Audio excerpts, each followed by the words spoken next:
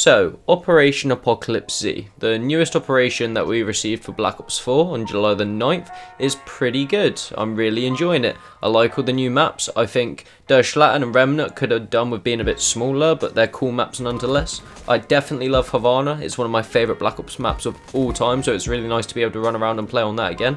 The new guns are kind of cool, the Argus, the Reaver, and there's meant to be other guns, but they're not out yet, so we can expect to see that in the second half of the operation. And all the new game modes are kind of cool. Alcatraz Nighttime is sketchy as hell with the warden running around. When I jumped in the other day and that was happening, I was terrified. I'm still not even sure if you can kill him. I was spraying bullets after bullets into him to no avail, so I'm going to have to still find out if I can kill him or not. The new Quad Fog game mode is a bit iffy in Blackout. You know, it makes things really hard to see, and it makes fights really hard to take part in, because one, half the time you don't see anybody to be able to get into fights with them, and two, getting into the fights and you still can't see down your sights or anything, and it just makes everything 10 times harder. But besides all this, I think the operation is pretty good. But there is one significant thing that I really want to talk to you guys about today in this video, and that is the lack of any weapons in the first half of the actual operation itself. Yes, there is an ultra weapon bribe at the end of the contraband stream for the first half of the operation, but I want to talk to you guys about why we shouldn't let this be a standard set by the developers, because this could be really good, but it can also be really bad.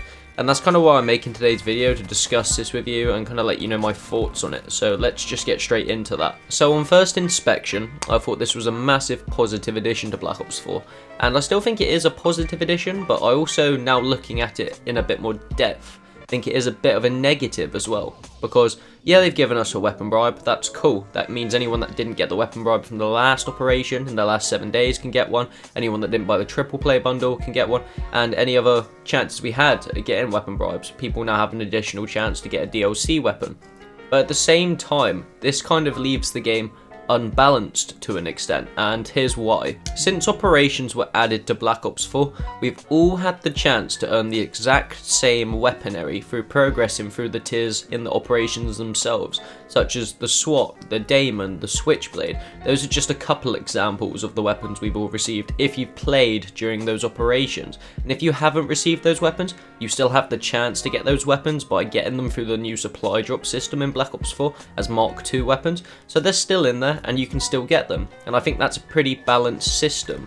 But by now adding in ultra weapon bribes, not to say it's a massive problem because you're still gaining off of the ultra weapon bribes, but by adding the new DLC guns into the mix and then adding the ultra weapon bribes in instead of giving us weapons, you're kind of unbalancing the system. Because say I open my ultra weapon bribe and I receive the ballistic knife, I'm not really going to use the ballistic knife. I know I have it already and I don't really use it. It kind of just sits in my inventory and I own it, you know.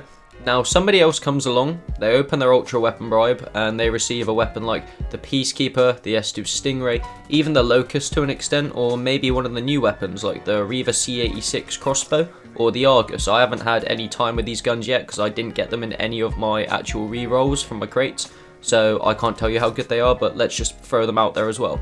So the player that's received this weapon, like the Peacekeeper, etc., has now had an ultimately better turnout than the player who's received the ballistic knife.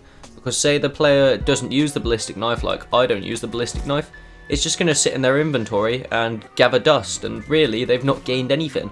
Whereas the player who's received the ultimately overpowered AR like the Peacekeeper has now gained another fully destructive weapon that they can take online and mince people with left, right and centre.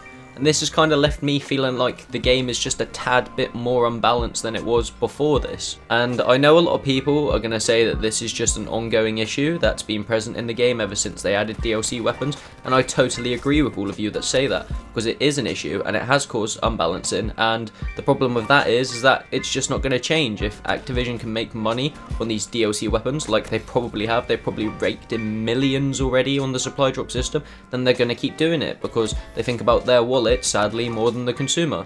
And as much as that sucks, that's just something we've got to deal with. And as I said towards the beginning of this video, I do see some positivity in the ultra weapon bribe because it gives players the chance to get the weapons that they don't have, or even a weapon if they don't have one already, rather than just spinning crates and having to spend out on microtransactions for further tries and such, or grinding and grinding in game to get more chances.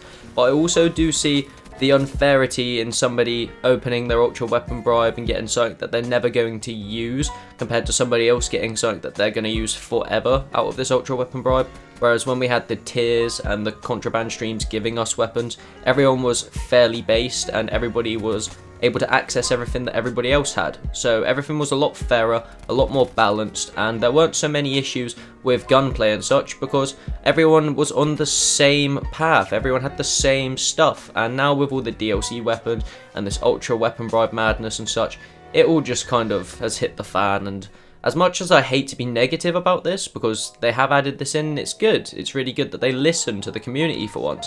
There's always going to be negatives to adding microtransaction weapons into the game, and there's just nothing you can do to stop it unless you stop adding them into the game itself. At the end of the day, guys, this is just my opinion. You might share the same opinion as me, you might not. Discuss it in the comment section. I love seeing you guys talk, as I say all the time. Go down into the comment section, leave a comment, I'll reply to you, talk to other people in the comment section. It's lovely to see discussion going on, and it's lovely to see what other people think about these things going on in Black Ops 4. And yeah guys, I think that's pretty much going to wrap up today's video. So if you've enjoyed the video today, do me a favour and just scroll just below the video and click the like button for me. It lets me know that you guys have enjoyed what I've posted for you today and the content that I've made, and it lets me know what I should and shouldn't be making, to be honest. And if you have any other suggestions, just go into the comment section, as I've already said, and let me know what you want to see on the channel. I'd like to be creating content that you guys actually want to see as well, and I play so many different games that it probably isn't hard, but I can't do it without knowing what you guys want to see, you know?